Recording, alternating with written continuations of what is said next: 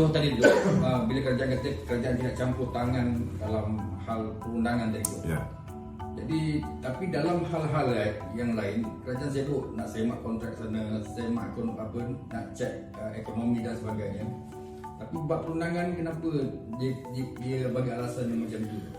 Dia mesej dia betul. Mesej dia kita tidak mahu ada kita mesej dia ialah kita ada pemisahan kuasa.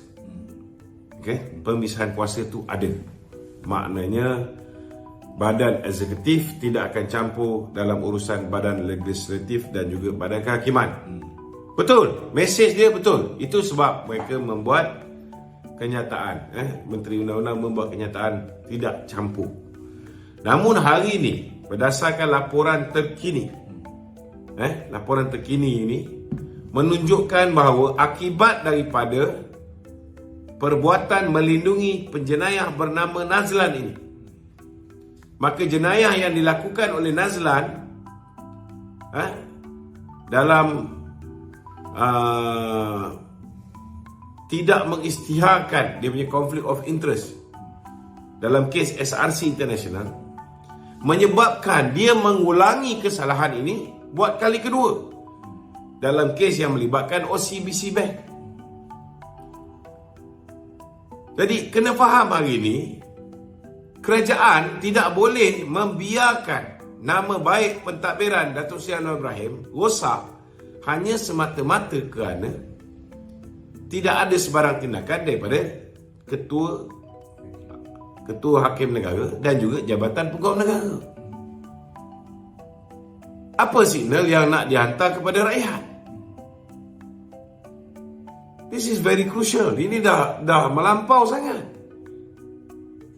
Dah ada laporan polis yang kedua. Kalau laporan polis ini tidak betul, mereka tak berani main-main. Ini orang yang dah jelas dilindungi baik oleh Jabatan Pegawai Negara, begitu juga oleh institusi kehakiman. Sebab hari ini institusi kehakiman pun tak boleh putuskan sama ada Hakim Nazlan boleh dihadapkan untuk siasatan oleh pihak SPRM ataupun tidak.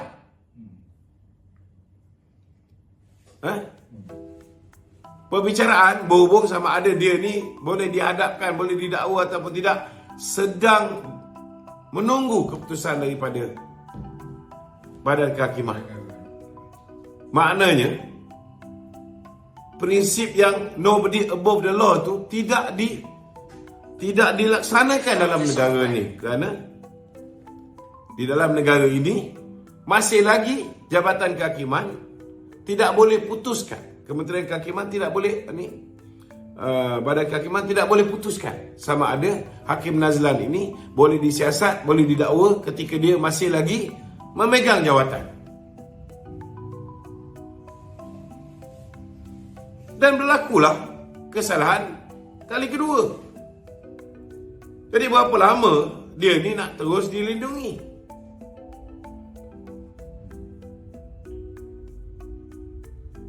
Kalau kita tak cakap, siapa nak cakap? Siapa nak tegur Badan Kehakiman? Semua orang tahu ianya boleh menyebabkan kita ni dikenakan hina mahkamah. Tapi kalau kita tak tegur, orang akan pandang buruk kerajaan ni. Apa kerajaan ni buat? Nama kerajaan akan rosak. Dan UMNO adalah sebahagian daripada kerajaan ini. So kita kena jaga integriti kerajaan ini, supaya jangan dilihat kerajaan ini membiarkan penjenayah berleluasa dan melindungi mereka, sehingga mereka boleh melakukan kesalahan yang sama buat kali kedua. So mesej yang dihantar kepada rakyat salah. Tidak sepatutnya berlaku begitu. Okey? Apa tujuan SPRM serahkan siasatan tu kepada Ketua Hakim untuk dibuat apa? Ya, itu ikut prosedur lah. Memanglah bila ada hakim melanggar Tata Etika Hakim 2009, maka perlu diberitahu kepada Ketua Hakim Negara. Sebab Ketua Hakim Negara ada kuasa untuk menggantung Hakim Nazlan. Untuk kesalahan dia yang pertama dulu, sehingga hari ini dia tidak diambil sebarang tindakan. Malah bila ada pihak membawa ke mahkamah mencabar keputusan siasatan pihak SPRM ke atas Hakim Nazlan, sehingga hari ini Ketua Hakim Negara Tengku Maimun masih lagi belum membuat keputusan sama ada hakim yang masih bertugas boleh disiasat ataupun tidak oleh pihak SPRM.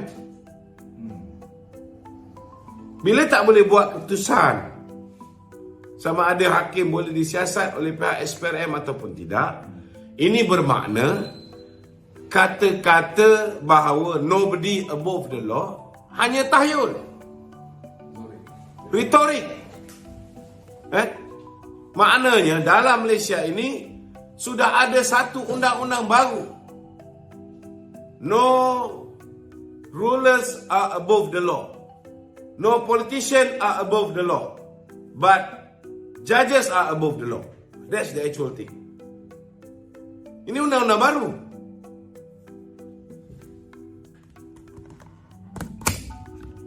Okey? Ada lagi?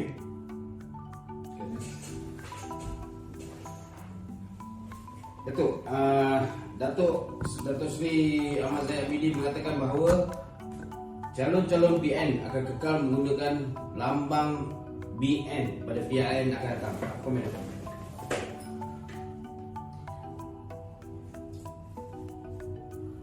Okey. Pertama sekali saya mengalu-alukanlah kenyataan yang dikeluarkan oleh Presiden UMNO dan Pengurusi Barisan Nasional yang mengatakan bahawa calon Barisan Nasional akan kekal menggunakan lambang dacing. Cuma saya rasa sekarang ni, ini cadangan saya lah ke atas penambahbaikan yang perlu dibuat oleh Barisan Nasional. Saya rasa dah tiba masanya logo Barisan Nasional itu diubah sedikit. Kerana kita punya nama ni sudah diciplak oleh Perikatan Nasional. Kalau kita masuk pilihan raya, ada setengah orang dia dah tertanam dalam kepala dia Barisan Nasional, Barisan Nasional. So bila dia pergi ke kertas mengundi, dia tengok ada perkataan Perikatan Nasional. Ada tendensi setengah-setengah orang tu dia pangkah. Terutamanya orang muda. Orang lama ni tak ada masalah. Dia tahu Barisan Nasional logonya dacing. Dia tahu Barisan Nasional logonya dacing. Tetapi bila dia orang muda ni, dia nampak Barisan Nasional, Perikatan Nasional, dia pun kadang-kadang confused. Last kali dia undi Perikatan Nasional. Jadi saya cadangkan kepada pihak parti Barisan Nasional, di bawah logo dacing itu ditulis perkataan Barisan Nasional. Itu lebih baik. Jadi kena buat amendment lah. Maknanya tukar lambang parti itu, tambah perkataan di dacing kita tu, bawah tu letak Barisan Nasional. Ini untuk memudahkan orang faham bahawa itulah logo parti kita. Dan Perikatan Nasional dengan Barisan Nasional tak sama. Confusion ini mungkin bagi kita takkanlah orang tak faham kan. Bagi orang lama tak ada masalah. Mereka dah sebati dengan dacing. Tapi bagi orang baru mungkin mereka boleh confuse. So selain daripada logo BN tu, bawah dia tu letaklah Barisan Nasional. Ini kena mohon lah. Maknanya kena buat pindaan perlembagaan apa semua. Ada lagi? Last point ni dia kata kalau dia merayu ni seolah-olah dia memang salah. So dia tak nak buat rayuan. Siapa? H2O tu. H2O. Dia punya last point dia lah. Dia macam gini. Dia dah kena gantung 6 tahun. Kalau dia tak buat rayuan, 6 tahun lagi dia akan diterima sebagai ahli UMNO. Itu kaedah yang pertama. Kaedah yang kedua, yang sekarang ni dia sedang buat. dia sedang pasang orang dia di setiap bahagian, wanita, pemuda, puteri, kan, untuk lawan dan menguasai parti. Bila geng dia orang ni dapat menang jawatan naib presiden, dapat menang MT UMNO, dapat menang ketua pemuda UMNO, ketua wanita UMNO, ketua puteri UMNO, maka apa akan berlaku? Suara majoriti MKT tu. Mereka akan ada majoriti dalam MKT, mereka boleh tendang keluar presiden dan timbalan, dan mereka ambil alih parti. Bila dia ambil alih parti, mesyuarat MT selepas tu, mereka batalkanlah pemecatan ke atas KJ, ke atas Anwar Musa, ke atas Nur Omar. Mereka batalkanlah penggantungan ke atas Hishamuddin, siapa lagi? Maulizan, Syaril Hamdan. Itulah, itu yang dia nak buat. Dan mereka boleh bawa UMNO ni untuk jadi kuda tunggangan Perikatan Nasional balik. Adakah ini salah? Tak salah. Mereka ada hak untuk bawa parti ni pergi ke Perikatan Nasional. Cuma kalau kita pergi ke Perikatan Nasional, masa depan UMNO akan hancur. 26 kursi yang UMNO bertanding sekarang ni, itu je lah yang UMNO boleh bertanding. 74 kursi yang Perikatan Nasional bertanding, menang, satu pun UMNO tak boleh bertanding. Kursi yang PKR menang, kawasan Melayu, ini akan diagih-agihkan antara Bersatu, PAS ataupun UMNO. Habis kuat, UMNO boleh dapat 5 lagi. 5 campur dengan 26, 31. UMNO ada 191 bahagian. Tolak 31, 160 bahagian lagi ni nak buat apa? Tutup. Kan? Itu sebab kita ada sebab kenapa kita bersama dengan Pakatan Harapan dan bukan bersama dengan Bersatu dan PAS. Untuk masa depan UMNO, lebih baik kita bersama dengan Pakatan Harapan. DAP tak bertanding kawasan Melayu. Kalau ada pun yang bertanding kawasan Melayu, PKR dan juga Amanah. Dan PKR rata-rata mereka pergi ke kawasan yang bak kata orang tu urban areas. Kawasan-kawasan yang lain yang PKR tak menang, UMNO tak menang, PH ni Amanah pun tak menang. Kita akan tengok siapa nombor 2. Nombor 1 dah tentu PN. Kan? Nombor 2 tu siapa? Dan kalau ikut calculation sekarang ni, kebanyakan nombor 2 ialah BN. Maknanya peluang BN untuk bertanding banyak kursi lebih cerah kalau bersama dengan PH. Jelas Jelas. Okey. Untuk minta komen ni sikit. Ada gerakan untuk menjatuhkan orang-orang presiden sedang aktif dijalankan. Apa komen itu? Itulah yang kita bercakap setiap hari. Kita dah bercakap banyak hari dah ni, benda ni. Memang diorang ni sedang funding orang-orang di peringkat bahagian, pemuda, puteri untuk kuasai bahagian supaya last kali mereka juga menguasai di peringkat nasional. Tujuan dia macam tadi tak? Untuk pastikan geng-geng yang dah kena pecat, kena gantung dapat dibawa masuk balik, dan supaya parti ni boleh ditukar arah meletak kerjasama dengan Bersatu dan PAS, bukan bersama dengan Pakatan Harapan. Okey?